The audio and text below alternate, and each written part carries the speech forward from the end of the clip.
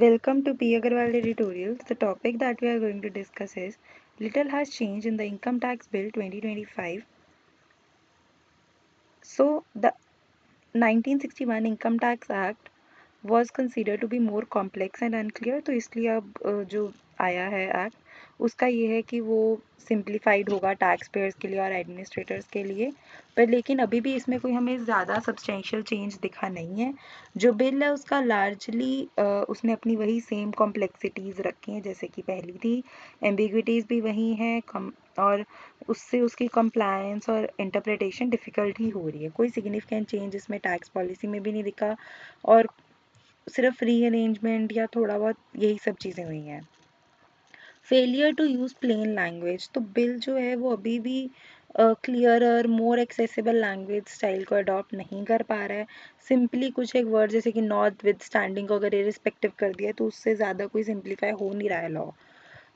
Next हम देखेंगे superficial alterations. अब सुपरफिशियल अल्टरेशंस क्या है कि मतलब ऊपर ऊपर से क्या चेंजेस करे गए हैं जिससे लग रहा है कि बहुत ज़्यादा सिंप्लीफाइड हो गया है, कि कुछ एक डेफिनेशंस जो है उनको शॉर्टर कर दिया है, आगे से कम लिख दिया है उसमें। फिर जो कंप्लायंस टाइमलाइंस हैं वो टेबल्स में ऑर्गेनाइज कर दिए। तो दी चेंजेस तो ये तो वैसे भी मतलब इसको अमेंडमेंट्स की भी ज़रूरत नहीं थी। दीज कुड हैव बीन री राइटिंग द इंटायर एक्ट।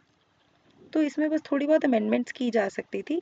दोबारा एक्ट को बनाने की कोई इसमें इतनी ज़रूरत नहीं थी अगर आपने सिर्फ टेबल्स में चीज़ों को कन्वर्ट करना है या डेफिनेशंस को छोटा करना है। तो जो लॉ है वो अभी भी वैसा का वैसा ही है ऑलमोस्ट। उसमें अभी भी क्रॉस रेफरेंसिंग की ज़रूरत पड़ रही है, कि मतलब अगर हम एक चीज़ पढ़ रहे हैं तो हमें दूसरा सेक्शन जाके देखना पड़ रहा है कि अच्छा यहाँ पर ये मेंशन था, तो हम सिंपली वहीं क्यों नहीं लिख देते हैं वो चीज़। डिपेंडेंसी ऑन ओल्ड लॉ, तो जो बिल है वो अभी भी रेफर बैक कर रहा है 1961 के इनकम टैक्स एक्ट को काफ़ी जगह पर। जैसे कि definition of income under section 249 refers to the section 224 of the old law. फिर इससे क्वेश्चन ये रेज होता है कि फिर why replace the law if the new version still relies on the old one. Next हम बात करेंगे risk of more litigation.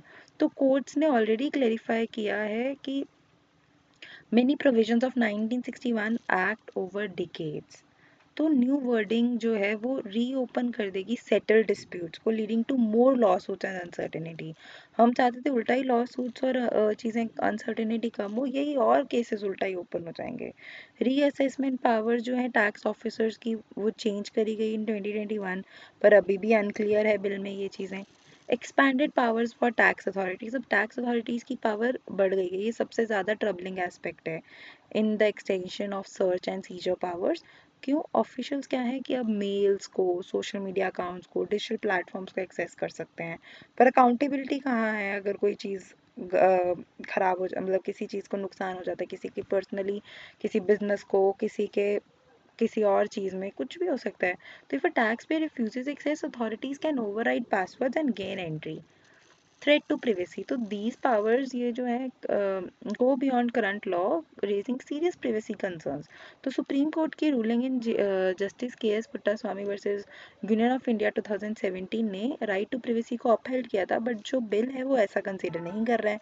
No judicial oversight is provided for such digital searches.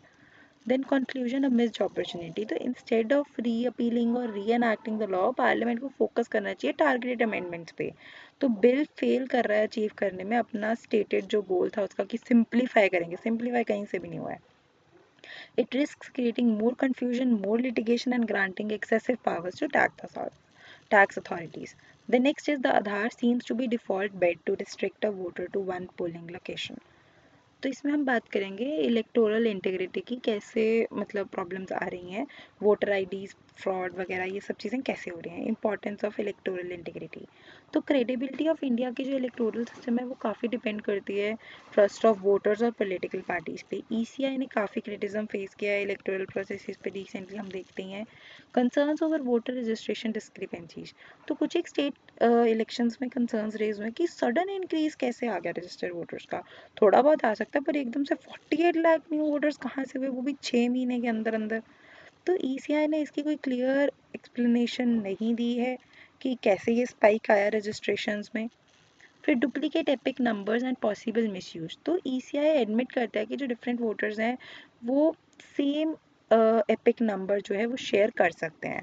Although voters still need to verify their identity to vote, having multiple epic numbers across states raises concerns. So एक migrant voter could potentially vote in two different states if the elections occur close together.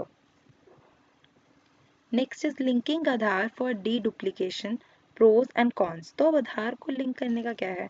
अब pros क्या है कि जो आधार linkage और biometric verification है वो prevent कर सकते हैं डुप्लीकेट रजिस्ट्रेशन पर, लेकिन कॉन्स क्या है इसमें कि जो आधार है वो रेजिडेंट्स के लिए है, सिटीजन्स के लिए नहीं है ज़रूरी। So additional proof of eligibility ज़रूरी है। Linking Aadhaar to voter rolls, उससे क्या हो सकता है कि प्रिवेसी कंसर्न्स, मिसयूज ये सब रेज हो सकते हैं। Biometric verification errors genuine voters को एक्सक्लूड कर देंगे।